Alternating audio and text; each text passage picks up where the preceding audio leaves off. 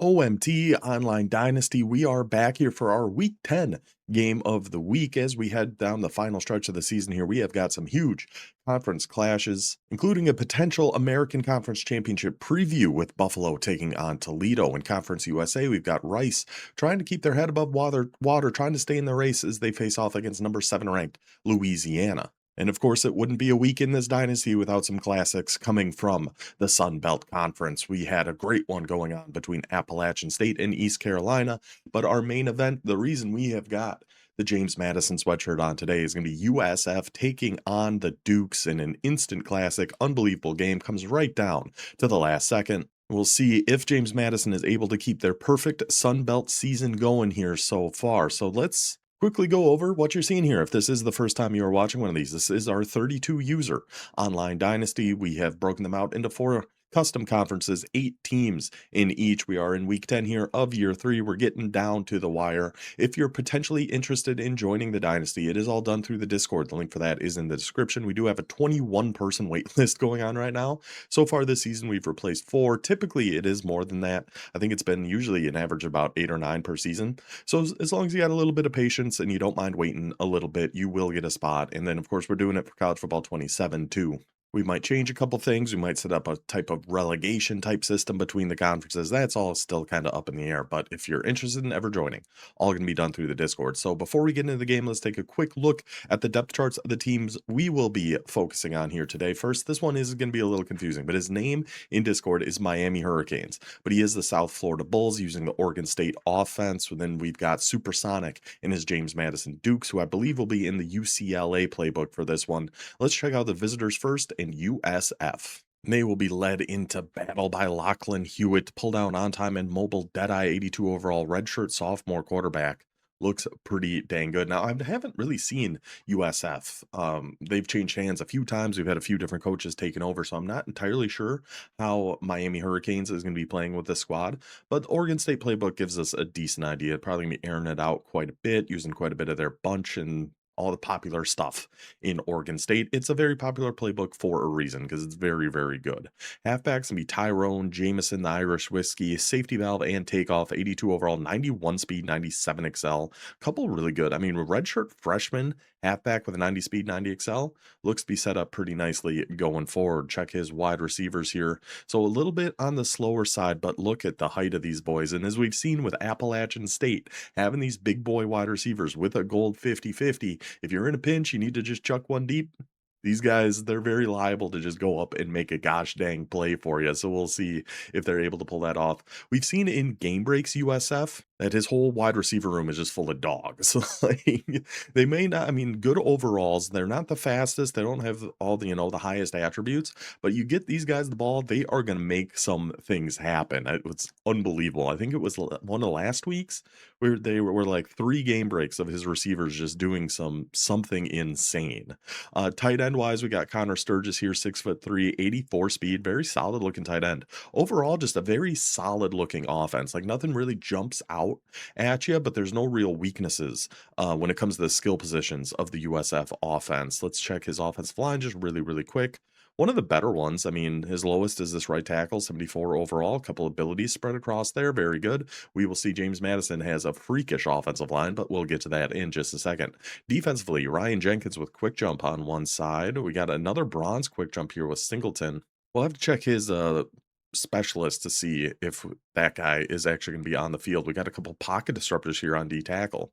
So we could, if we, depending on how the packages he runs or whatever, you could have 2 quick jumps and 2 pocket disruptors on the field all at the same time.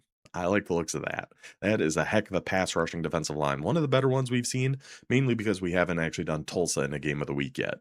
Because that defensive line is absolutely freakish. Shout out to Wes. I really like this Sam linebacker, 5'11", but 86 speed, 89 excel. DJ Old Daycare. That's in the news right now. That's trending. Daycares. We got one at our Sam linebacker. Trust him with my kids. Gavin Jenkins, our cornerback, 6'2", 90 speed. But again, kind of like what we saw in the wide receiver side of things. Speed, not really there on the cornerback side, but the height certainly is. 6'2", 6'2", house call and ball hawk can make up for quite a bit. Only being 85 speed is a little tough, but I mean, we'll see. We'll get to James Madison, but I don't believe they have great speed at wide receiver anyway. So having those abilities can make up for a ton.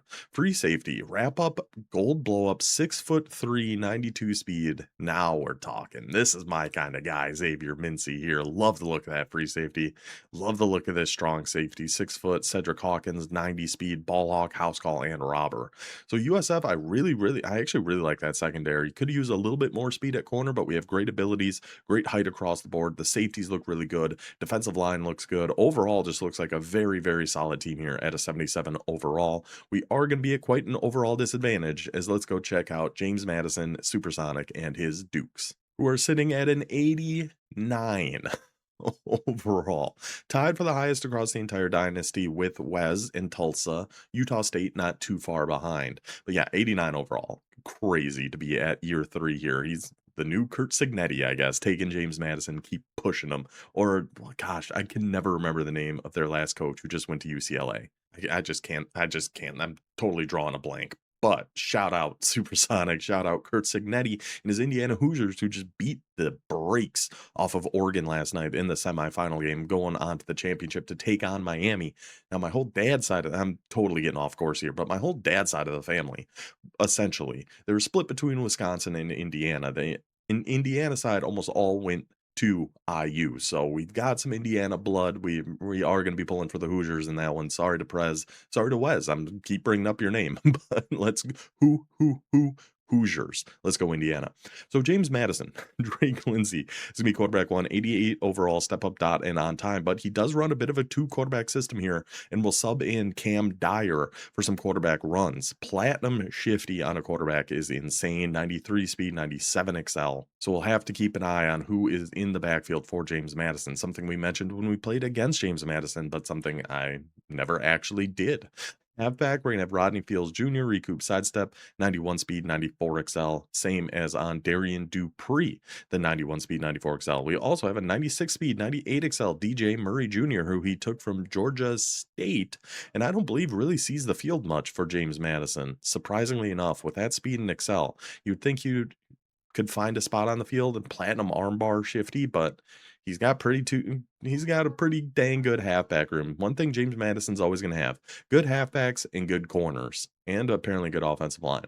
But yeah, wide receiver, I mean, we do have 194 speed, but other than that, we don't really have a ton of burners on this team. James Madison doesn't really push the ball downfield a ton. They are looking to throw some RPOs, throw it quick, get it to his guys in space, and let that Platinum 360 do their thing, and get it to our great tight end, Brian Kordovich, 79 overall, 88 speed, 6'4" tight end. Now, I alluded earlier to the James Madison offensive line. We got an 87 overall pocket shield at left tackle, 87 overall, ton of abilities on our left guard, 85 overall center, 83 overall right guard with a couple of abilities, 89 overall right tackle with some abilities. Probably the best offensive line. I know Utah State's is very, very good too, but a very good offensive line considering a lot of the defensive lines that we have here in the Sun Belt. Now, on defense, James Madison, Supersonic, did steal Jackson Howard from Old Dominion. Not bitter about it, just very upset. With his platinum quick jump, 86 overall, 87 speed. Would love to still have you on the Monarchs, buddy, but best of luck on the Dukes.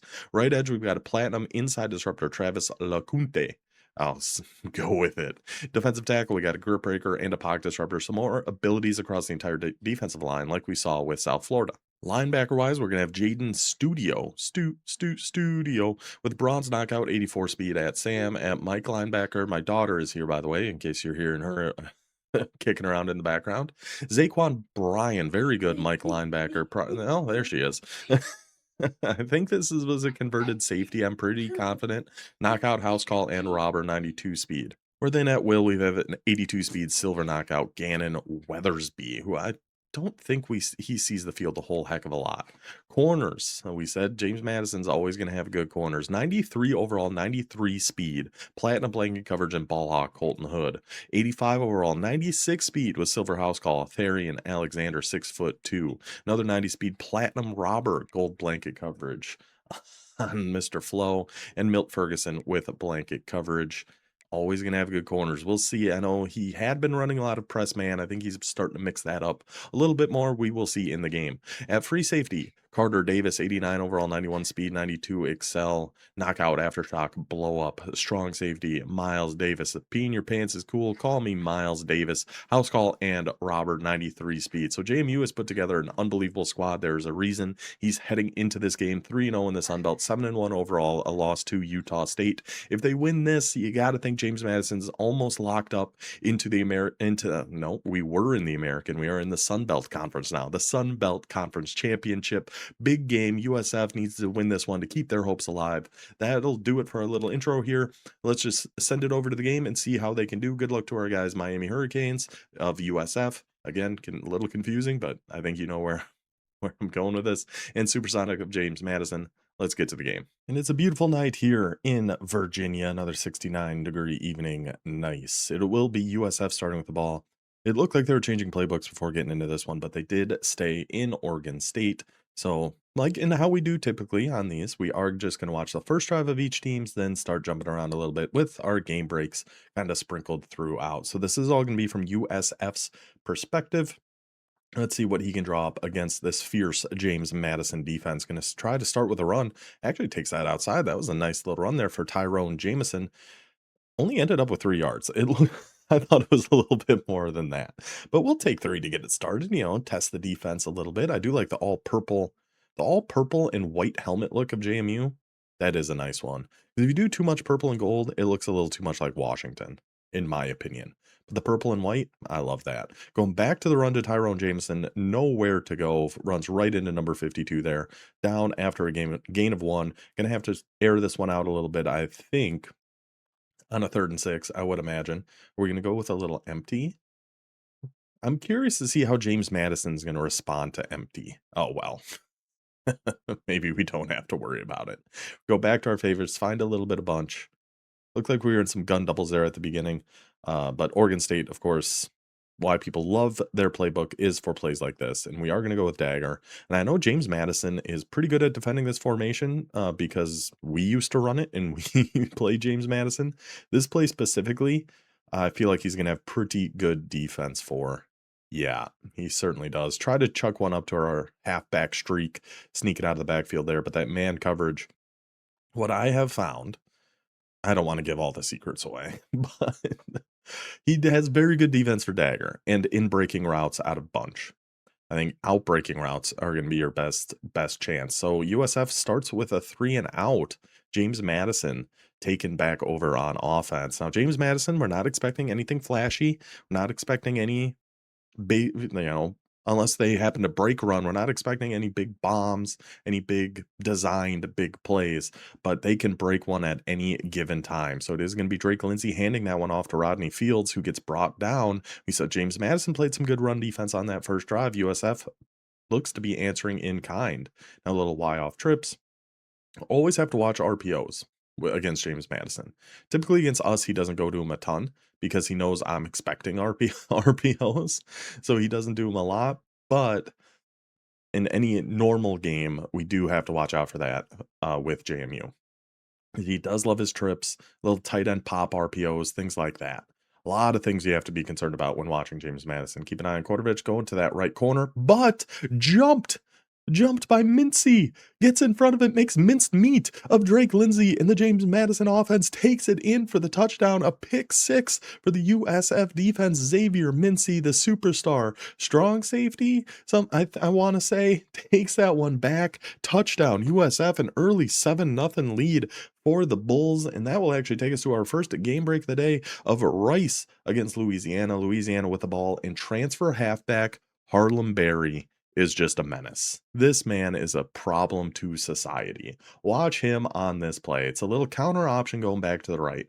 Louisiana in the All Blacks. We get the pitch out to Barry. He's got enough open space as it is, but whoop, hits one spin move, stays in bounds, tight ropes his way down there, jukes inside the defender, takes it all the way. Louisiana Ragin' Cajuns in for the touchdown.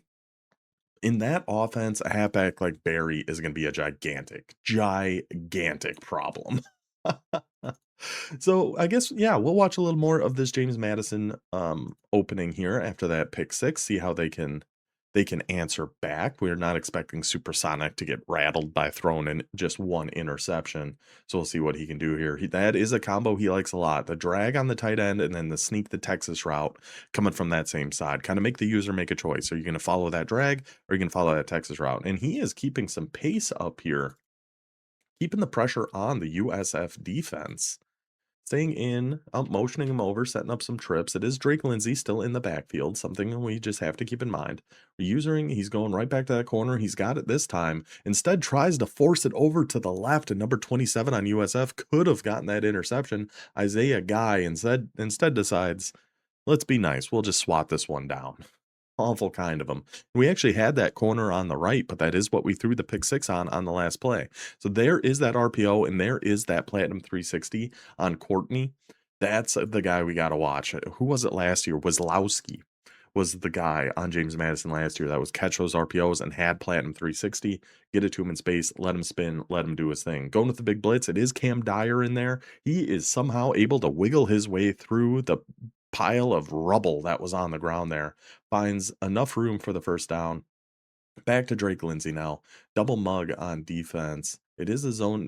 Looks like a Tampa 2 going back. Oh my goodness. We're trying to sneak that RPO again out to the left. That time it looked like a hard flat. Nearly another pick six for the USF Bulls. And we have an injury on the left guard, who I believe was actually the best offensive lineman for JMU, at least had the most abilities. Interesting. So we'll see if that's going to affect the run game a whole too much for James Madison. He's probably got good enough depth at offensive line that one injury is totally not going to kill him. Switch stick to that outside corner. Oh, a tight window throw over the middle. Sneaks it right past the linebacker. Oh, only bruised shoulder. He will return soon. Tight window throw there by James Madison, but Drake Lindsay finds his man, picks up the first down. That was Cameron Courtney again on that reception. I thought for sure we were testing the user. Once he switched to that outside corner, we had a one-on-one on that outside streak. I thought for sure that's where that ball was going. So we're motioning Rodney Fields around. We got, is that Drake Lindsay? No, that's Cam Dyer in the backfield. So we got to watch any design QB runs. He is going to try to scramble, rolls out to the left. Had that corner in the back left right by the pylon there, but I guess that's why we just kind of run the ball with Dyer. He just sailed that one into the athletics building behind this end zone. So now Drake Lindsay's back in there. We had our halfback wide open, but instead it is Cameron Courtney again on that curl. 3 catches for 36 yards. James Madison, good answer back there after throwing the opening pick six to be able to just come right back down the field. No hesitation. Even kept up some pressure there with some of that no huddle. Is going to send us to another game break with Buffalo against Toledo. Toledo already up 7-0, 2.5 left here in the first, ball at the 15-yard line. And look at this catch by the Toledo. I believe it's their tight end. No, it's the outside corner. We go with a little corner out over on the right into double coverage, gets big on him right by the sideline, comes down with that one. 14-0 for the Toledo Rockets. Buffalo against the ropes here early. So now we can start jumping around just a little bit. Let's get to where USF is threatening a little. And it doesn't take long. 2nd and 9 at their own 42.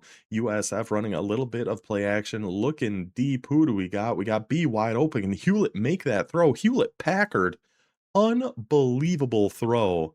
Way down the field there. And there's the big bodies of the USF wide receivers. Maybe he didn't need to jump up and make that catch, but he certainly did. That's what really matters. First down inside the red zone now for USF, looking to keep this lead on the road against James Madison. Going for a little branch return here. Very good play. I love this play. You got the drag on your tight end. You got the return route on B, but that man coverage, it just sticks to him like glue. But again, the big bodies of USF able to box them out, come down with that one. 2nd and 5 for the Bulls. Now going to a little corner strikes here, still out a bunch. Corner routes usually good against some man coverage. It is going to be zone that time, so we will take the underneath to our big boy tight end. Caleb Sturgis picks up the first down. 1st and goal for USF. Let's see, this is where I always struggle out of like bunch formation. So I'm curious to see what USF is going to draw up here. We're oddling around to different formations, and we are just going to try to go with a halfback base here. Okay, I like it. Follow your big boy, find some space in there, ping pong your way around up the middle, get down to the 2-yard line. I like it. I like it. 2nd and goal now at the 2. We can try to sneak an RPO in here. It's risky just because of how much man coverage James Madison runs. But if we can catch him in zone, I like it. Let's see, second and goal. But yeah, because now we're coming out in trips, which I haven't really seen USF come out in trips a whole heck of a lot. So it is kind of to me, it would be if I was James Madison in that situation, I would 100% be thinking RPO because we just haven't really seen trips out of USF. Now, all of a sudden, down at the 2, you're coming out in trips. I'm thinking RPO. We're doing man blitz, get in the backfield. Don't let him throw that. Bring him down for a loss of 1. Now, third and goal at the 3, a little spacing switch or something like that. See if X can win on this. He cannot. RB, B maybe. We were trying to throw that to B, and I think we had that on the back line, but James Madison's pressure gets in there, brings him down for the sack, making USF settle for the field goal, which we might have to wait until the end. Yes, we will. We'll just jump ahead to the second quarter. I assume the kick is good. It is indeed. So a 10-7 lead for USF here as we just enter the second quarter. James Madison pushing that ball downfield here yet again on USF's 41-yard line here, just about a minute gone by. Couple nice little quick passes, couple nice runs, what we expect out of James Madison, just getting it to their best players in space. It's always going to be a good option on offense, but Rodney Fields gets brought down there. Oh, that actually wasn't Rodney Fields, excuse me. That was Darian Dupree on that rush, getting brought down for a loss of 1. Second 11 for James Madison. USF's getting awful aggressive with that switch stick and almost left that seam on the right, but we just go for the Texas underneath Rodney Field, set us up for a 3rd and 3. But that's a couple times now. We've had that one switch stick where he got stuck on the outside corner and was a little bit behind on the streak. There, it looked like he was on the slot corner on the right and potentially left the seam streak. Now we go, Cam Dyer comes in and the big bulldozer Cam Dyer. We saw it as Platinum Shifty, how quick he was moving on that run right up the gut on 3rd and 3, picking up the first down for James Madison. Having that in your back pocket is just ridiculous that we can just bust that out when the time calls for it. So it looks like we're in a cover 3 shell here on defense, taking that. Oh, that was really good defense. That was really good defense. We use her that inside quarter there on the cover 6 or cover 9, whatever it was. Come down to take away that drag, take away that quick throw, and then the defensive line comes in and forces Lindsay to throw that one away. So now we got a 2nd and 10 at the 25, motioning out of the bunch. Watch that tight end flat, and then right back to that Texas route right over the middle. Texas routes are just so good in this game. They were pretty good in college football 25, but I feel like they're really, really good in college football 26. And James Madison, certainly not afraid to throw them. And why would you be? Because they're awesome. So the 3rd and 3, we got a trips over to the left, a little man coverage, and the pressure getting in there again for USF. I like what USF's doing on defense, mixing up the zone, mixing up some man, keeping James Madison guessing a little bit here, pushing them back to a 4th and 3. Are we going to take the 3 to try to tie this game up? Are we going to get aggressive? We are just going to take our field goal. Okay. And we assume this is going to be good. I would be very surprised if we miss this one at home. James Madison lining up for the kick. 35-yarder. Yeah, right on the 25, right in the middle. Kicks up, kicks good. Tie this one back up at 10. Take us back to a game break with Toledo and Buffalo. Toledo is up 21-0, but Buffalo is not going to go down that easy. Watch the halfback here of Buffalo. Toledo in their double mugging the gap defense. We are going to give this one to our halfback, quick in the flat. Juke one man out. How about juke another man out? Run right into your own guy. Try to juke again. Jukes right into the hit, breaks the hit, takes it in for the Buffalo touchdown. Unbelievable effort there for number 32 as Buffalo is trying to keep that one a game. So now USF back with the ball here. About 4 minutes left in the second. See if they can find something because their touchdown came on the pick 6, right? And then we got a field goal. So we'll see if USF is able to find some keys to unlock this James Madison defense. And the key for USF might just be throw it deep to your big boys. We go with a little play action here. Don't really see a whole lot open, but throw it up to B and let your big man, gold 50-50 Singleton, go make a gosh dang play for you. 3 catches, 73 yards already in this one. Climbs the ladder, goes and gets it, puts them on James Madison's side of the 50. Going back, was this branch return again? No, it's not. I don't know what this play is. I like the looks of it though. Against some man, tries to go with that whip route, but the coverage just still just sticking on him. Whip routes definitely not as good as they were last year. Texas routes about as good as they were last year. Whip routes absolutely not. They just seem to hardly ever beat man now. So a 2nd and 8 going a little motion mesh wheel, I believe is this play. Another one, this one was actually really good when the game first came out, but it seems like the defense, so he is in man, so that's a good thing. That's a thing we like about that play, is it will kinda tell us what the defense is in, but nobody gets open. The blitz comes in from James Madison, setting up a 3rd and 19, a big boy blitz coming in from the Dukes there, bringing Hewlett Packard down for a loss of 9. 3rd and 19 now. Let's see if USF, I mean, just chuck it up to Singleton, right? At this point, from what we've seen, why not? Just see if you got a one-on-one, even if you don't. At this point, let's just throw one up to Singleton and see what happens. Let's see what JMU. So they are sending 5. They are sending a bit of a blitz. We're going to try to go to that halfback wheel, try to box them out. Intercepted by James Madison. Honestly, I mean, that's pretty much an arm punt. Puts him back at the 30 anyway. Could have been worse. You got to throw something there. Let's try to sneak a halfback wheel. I don't hate that idea. Let's throw one more game break in here. 2 minutes and 40 seconds left. Our first look at Appalachian State against East Carolina in a 7-7 ball game.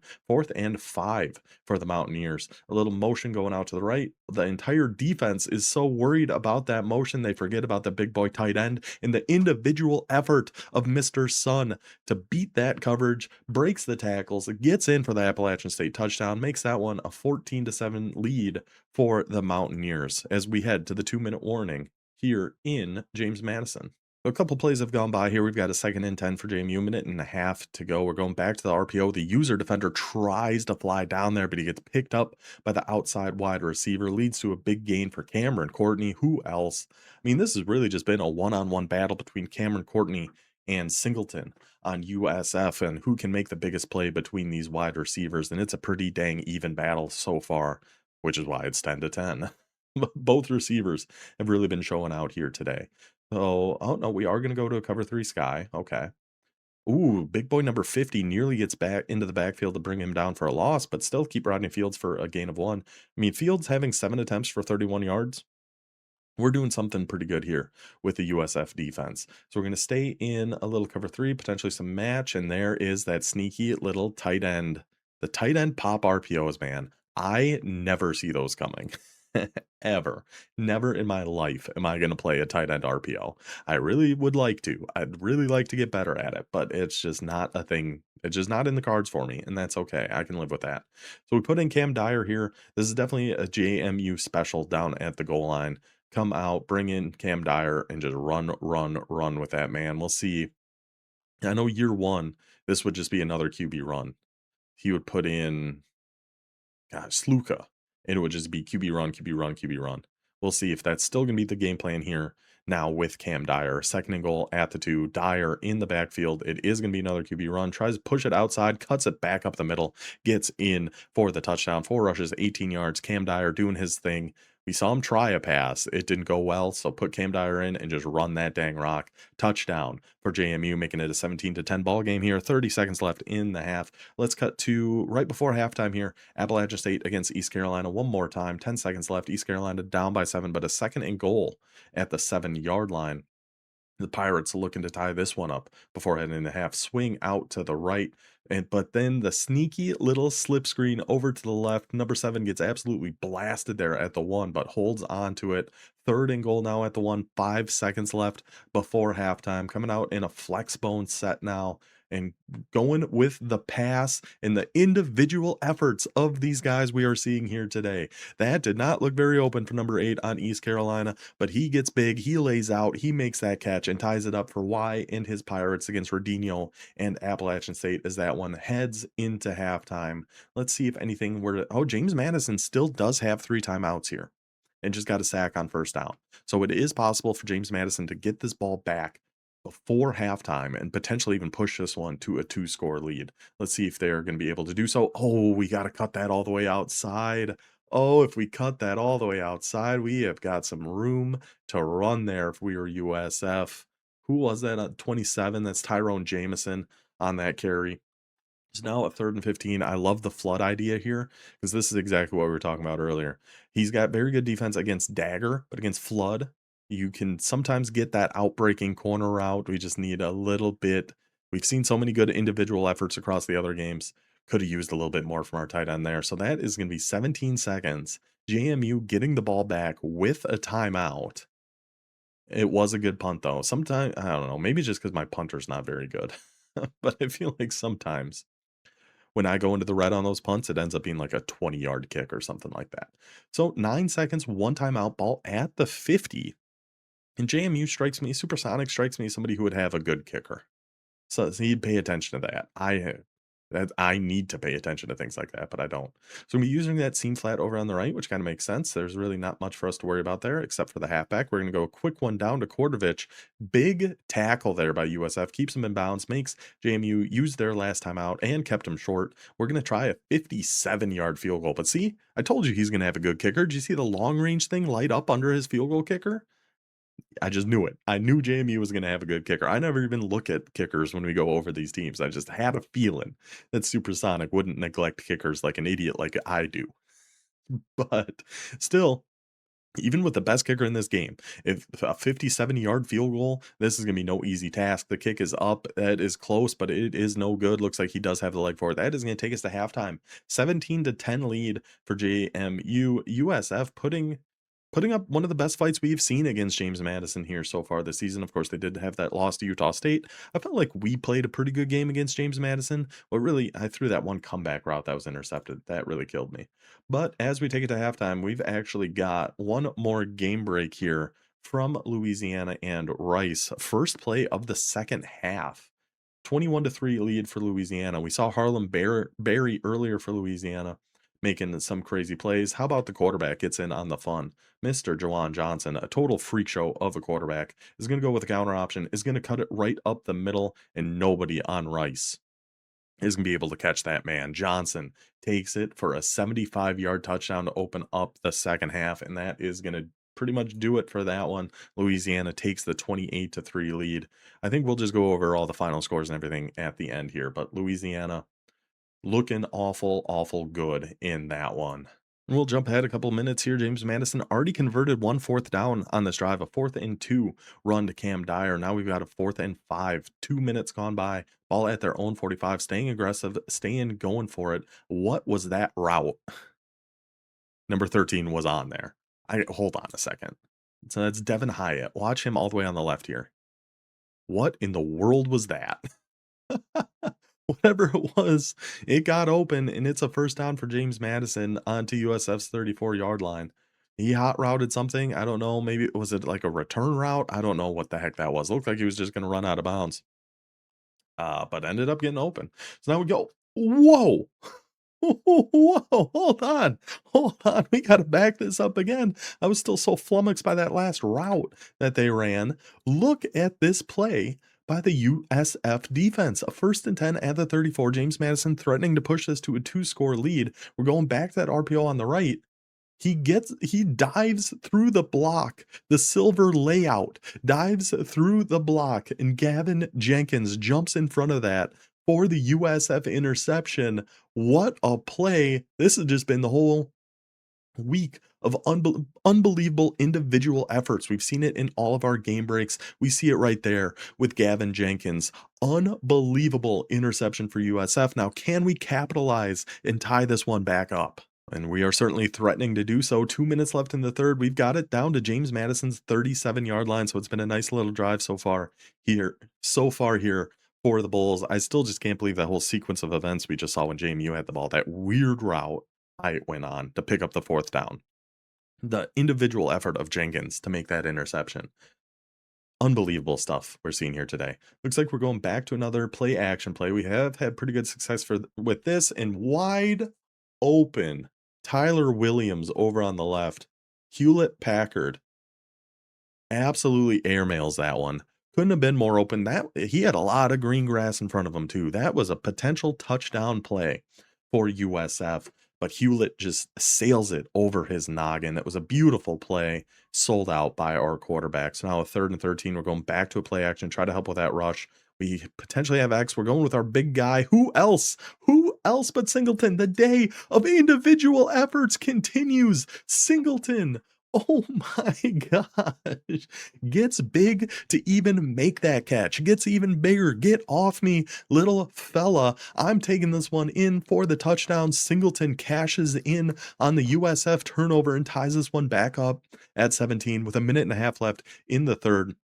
Let's throw it. Speaking of individual efforts and crazy plays, one more break here for Toledo and Buffalo. Buffalo down by 28-10, but will not go down that easy. We got a 2nd and 22. Again, we see Toledo in that double mug in the gap defense. That's a lot of bodies right on the line of scrimmage. How about we try to take one outside on you here, buddy? Number 84 of Buffalo gets all the way to the edge.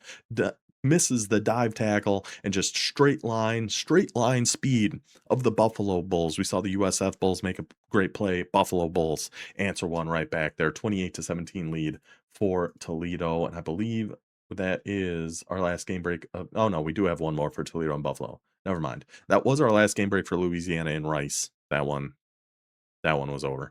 All right, so now we got a tie-up ball game here in Virginia. What a game. There's going to be a 2nd and 4 for James Madison. Ball at their own 31.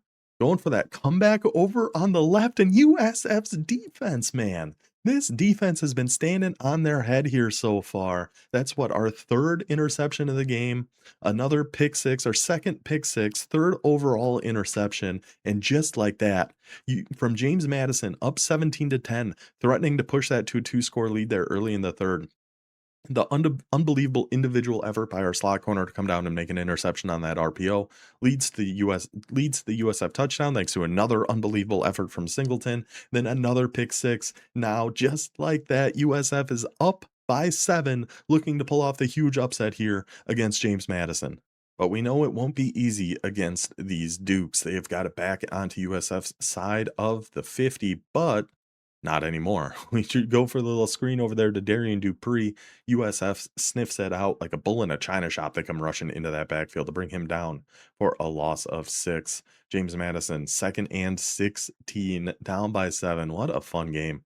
We are going to sneak that little RPO out to Courtney. The individual battle between Courtney and Singleton continues. Courtney now 6 catches, 108 yards on the day. I'm not even sure anybody else on USF has even caught a pass except for Singleton. With the way he's been playing, we don't need to look anywhere else. Now we're going to sneak a little bit of man coverage in here and make him run on those RPOs. That's a big I do like the man idea against James Madison. And yes, I am taking some mental notes here just in case we do end up facing off against James Madison again in the Sun Belt Conference Championship game. This man coverage seems to be doing pretty dang well. So 2nd and 7 for the Dukes. We do have Cam Dyer in the backfield. Alert, alert, alert on defense. Cam Dyer. So he's going to snap. He's going to try to roll out. Let's see if he can actually make a throw or if he's just going to take off and run. Probably the smart move. Just go ahead and take off and run. We don't really trust Cam Dyer's arm. We saw him airmail that corner out earlier. Let's just play it safe and keep that run with him. 5 wide, alert, alert, alert. Cam Dyer. Here comes the quarterback run. Oh, the big boy D tackle tries to get in there and bring him down, but Dyer just too big, too strong, bulls him over, and we have another injury to James Madison's vaunted offensive line. So that's his left guard. His left guard is back, it looks like. I just saw an ability light up under his left guard. I didn't see what position that was that got taken out there, but it was somebody. We're going back to the RPO, sneaks one out to the right side there, finds Josh Pfeiffer for the touchdown. JMU ties this one back up 24-24, 5 minutes left. We got an unbelievable ball game here. Then over in the American Conference, we got Toledo looking to put away Buffalo, but Buffalo has fought back in this game, 35-24, down by 11 with 5 minutes to go. But Toledo with the ball here in a shotgun set, going to the mesh underneath. And again, it's been the day of individual efforts. Number 17 here gets into the open field, jukes him out, jukes another guy out, finds nothing but green grass in front of him and takes that in for the Toledo touchdown. And that will end the comeback efforts of the Buffalo Bulls. Toledo gets the win in that one. Now, USF has been working the clock here. We've got it down to the 2-minute warning. Tie ball game just on James Madison's side of the 50. A 3rd and 6. We're going back to this play action where we had Singleton earlier. I imagine that's exactly where we're looking, and we got him again. We got him again, the same play, the deep flood over to the left side, and we find Singleton, 5 catches, 145 yards, and a touchdown. I'm telling this has just been this whole game has just been Singleton versus Courtney. Who is gonna make the bigger play? So far, it has been Singleton, and that sets USF up at a 1st and goal at the 10, under 2 to go. Can they do it? Can USF pull off this gigantic upset? I mean, I I was gonna say I hope so, but I actually don't know. Nothing personal against Supersonic. I like Supersonic. I like everybody in the dynasty. They're all good peoples. And we go with the run right up the gut. Sean, I don't want no scrugs. Takes that one in for the USF touchdown, puts them up by 7 with a minute 50 left. Now, James Madison, though, does have all 3 timeouts. The time is honestly not a big concern for the Dukes here. Down by 7. We got one last game break to throw in here during this kickoff return. East Carolina against Appalachian State. ECU up by 7, 4 minutes to go here in the 4th quarter, but Appalachian State 1st and goal at the 2, going with a little tight end RPO flat, wide open. Mr. Mr. Golden Sun walks in for the touchdown, and App State decides 1 is nice, 2 is even better. We're going to go for 2. We're going to try to we're going to try to give ourselves the lead here, and we're going to go right back to Mr. Golden Sun, and he is wide open again. App State gets the 2-point conversion, puts them up 22-21, which ends up being our final score in that one. Appalachian State wins that game by 1. So now, James Madison, Cam Dyer on the field, going back to that QB run. Oh my god, I did not think he was getting caught there. I did not think Cam Dyer was getting caught there. Once he got through that gap, I thought we were smooth sailing all the way into the end zone, but he does end up getting dragged down. As we saw, it was in year 2, we had a game of the week with James Madison against Toledo, a semi-similar situation, but that game was tied with like 40 seconds left. And it was a very similar play to that, but I do think it was a run up the middle that James Madison just broke for like a 60, 70-yard touchdown. I'm I'm guessing we tried to throw that ball, and that's why we just kind of fell to the ground. I'm assuming that's what happened there. But that's huge. That's a loss of 4, keeps the clock running. But like we said, time is really not a concern. We could have taken the right flat there wide open, but instead we will dump one down to Darian Dupree, who gets absolutely blasted by the USF defense. A 3rd and 9, 80 seconds left. What is James Madison got here? Do they have a miracle in them to keep their undefeated Sun Belt season alive, keep their even potential playoff hopes? I mean, they're ranked number 17. If they went out, they could 100% get into the playoffs here. Let's see what they're going to draw up. Got to watch that deep dig. How did Lindsay get rid of that one? How was that not a sack? I can't believe Drake Lindsay was able to get rid of that ball. Ooh, last possible second. Good throwaway there from James Madison. 4th and 9, minute to go. Essentially, ball game on the line here. See, I think we saw both of his guards lighting up there, so I'm guessing his offensive line is all back and healthy. What is the play going to be? We have our left flat wide open. We go to the big tight end, Kordovich, boxes him out. Good coverage there by USF, but better hands on Kordovich, is able to make that catch and keep JMU alive in this one. Minute to go, 31-24. Keeping our timeouts, going back to that screen. Good user defense to fly out there, get through those blocks, kind of force them back inside, gets brought down for a gain of nothing. JMU still not taking any timeouts. Their plan here, get this touchdown with no time left. We can't let USF's offense, with these big guys, the big receivers that we've seen on USF, we just cannot let them get a chance to do anything ridiculous here. So we want to take the rest of this clock. 30 seconds, 3rd and 4. I'd probably be taking this timeout right now, though, but that's just me. 3rd and 4, 24 seconds. Again, going back to that little curl route. We've hit that a few times to Mr. Dupree. 6 catches, 21 yards. I think that's all been very similar to that. I would definitely be taking a timeout now. I would definitely be taking a timeout now. Less than 20 seconds to go. JMU hold on to all 3 timeouts. Again, going down underneath to Dupree. We have to take one. Okay. We have to take one now. We just have to take one now. 13 seconds. JMU down by 7.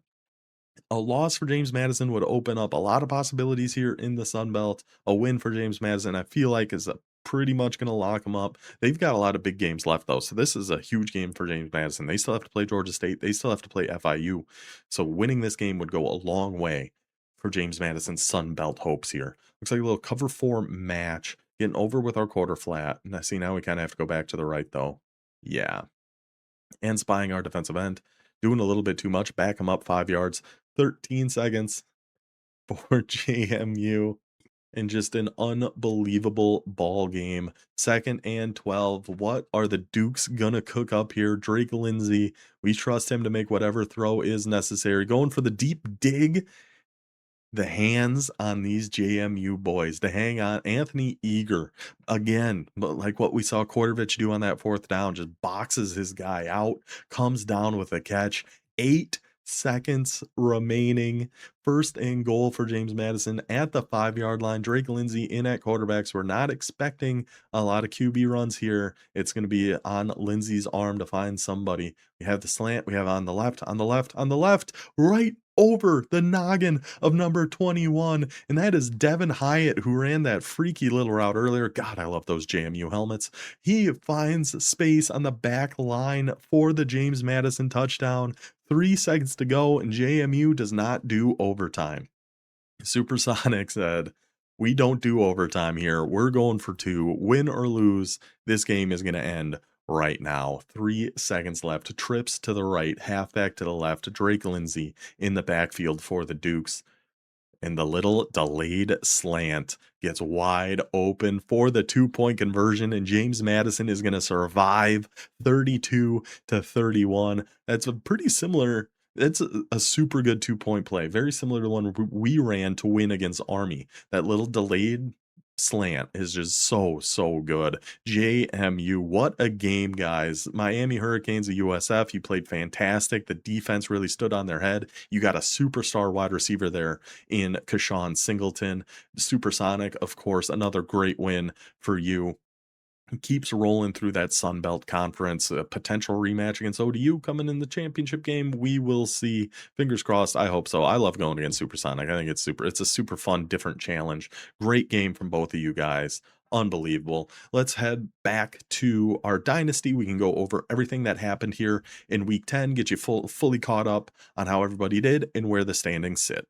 So now to wrap up week 10, let's take a quick whip around all of our custom conferences, see how everybody did here. We did see Appalachian State take down East Carolina thanks to that 2-point conversion, 22-21. FIU beats up Georgia Southern 35-14, puts FIU to 3-1 in the conference. We'll check all the conference standings here at the end. James Madison, the 2-point conversion at the end, gets that win against USF, and our Old Dominion Monarchs take down Georgia State to keep our hopes alive. It's going to be Sun Belt's actually shaping up to be a pretty interesting race. In the American Conference, we had Army taking down the CPU Air Force there. Marshall beats CPU Boise State to get back on track after their pretty tough loss to Temple the week before. That was EA decided Temple was winning that game. Toledo takes down Buffalo, pretty much locks them up in the American Conference title game, you would think, and a shot at the playoffs as they are ranked number 16 here at 9-0. Western Kentucky falls to Bowling Green. Bowling Green making a little bit of noise here in the American, and Navy beats Temple 7-3. Slugfest. I think Navy scored with like 20 seconds left to win that game. It was 0-0 for a long time, but Navy pulls out the big win there against the Owls. The American is also going to be, well, we're going to talk about the conference standings. We'll get there. Southern Miss uses, I actually want to show this box score because it kind of made me laugh a little bit. So 53 total plays to 26 for Southern Miss. Ran the ball 51 times for 233 yards. Only passed the ball twice, 2 for 2, but for 53 yards. And then time of possession all the way down here, 19 minutes and 20 seconds for Southern Miss to 4 minutes and 40 seconds for Sam Houston. The triple option offense of Southern Miss just smothers and just hangs onto that ball. It rides out the entire clock and gets their first Conference USA win of the season. UAB, our new user Cosmic Selector, heads into Louisiana Tech utilizing that heavy power run, I believe Iowa playbook, to get to 2-2 in the conference. Louisiana, we saw beat Rice, locking them up at 4-0 now, 9-0. An inside track to the playoffs as long as they can win out, but Texas State not going to go down easy here either. Also at 9-0, number 18 in the country before advance, and they still have to play Louisiana. A big game coming up there. Last conference for us to Wrap around here, the Mountain West. Utah State gets back on track, takes down Oregon State 42-15. San Diego State, New Mexico State agreed to a fair sim. We will see how that shakes out for the boys there. Colorado State takes down CPU Wyoming in the Battle of the Bronze Boot, and Tulsa beats UNLV. Let's go head over to our conference standings, see how everybody's looking here before we head into week 11. So only, I think, 3 weeks, 3 games left, something like that. So a lot can change, a lot can happen here. 4-0 James Madison sitting on top of the Sun Belt Conference. Then the race for second is on between Georgia State, us, Old Dominion, and FIU. What we have going for us is we have now beaten Georgia State and FIU. But if we lose one more game and either of these two win out, we'd have 2 losses, they would have 1. What is helping us here is James Madison still has to play Georgia State and FIU. So there's going to be more losses coming at the top of the Sun Belt. We just got to do our thing. We've got Georgia Southern next, then we have App State, then we have USF. So I think we're sitting in an okay spot, but we have to take care of business on our end. We can't just leave it up to whoever. So then to the American, where Toledo is looking pretty dang good here, sitting 4-0 in the conference. Buffalo now drops down to 3-1, but we've got a bevy of 2 lost teams waiting in the wings if one of these guys were to slip up. Marshall still hanging in there. 2-2 in conference. They lost the fair sim and that game to Temple, but they are not going to go away easy. You got Buffalo with 1 loss, Temple 2-2, Navy 2-2, Bowling Green 2-2. So it looks like Toledo's probably going to win the regular season crown, especially considering they just beat Buffalo. But when it comes to the conference championship, it is going to be an interesting race there in the American Conference USA. Doesn't look like there's going to be a whole heck of a lot of drama here. Louisiana does still have to play Texas State, but everybody else has at least 2 losses with Rice and UAB. Rice has dropped one to both Louisiana and Texas State already, so their chances are looking slim. UAB with a new user, who knows? He could still come in and make some noise here, but it's looking like we're going to get a Louisiana Texas State rematch of the Conference USA title game from year 2. Then in the Mountain West, this one I'm pretty fascinated by. We've got 3-1 Oregon State, 3-1 Utah State, 3-1 Tulsa. Utah State, their 1 loss is to San Diego State. They have beaten Oregon State and Tulsa already. So I think things are looking pretty good for our back-to-back Mountain West champion and defending national champion Boulder and Utah State, but the room for error is pretty thin at this point, with Oregon State and Tulsa with 1 loss, UNLV with 2 losses, San Diego State or New Mexico State, whoever wins that fair sim, you would guess San Diego State would, because they're at a 76 overall versus 57 overall, will be lurking behind with 2 losses. So the Mountain West definitely up in the air. Sun Belt, a lot of things can change. American, that race for second is going to be interesting. Conference USA, I think it would take a little bit of a miracle, but some things might happen. So that is our full wrap up here of where everybody sits at the end of week 10. I hope you guys enjoyed this one. We'll see you. We've got our user game against Georgia Southern coming up here next. Then we'll have a week 11 game of the week as we head into the final home stretch of year 3. So I'll see you guys then. Until then, take it easy.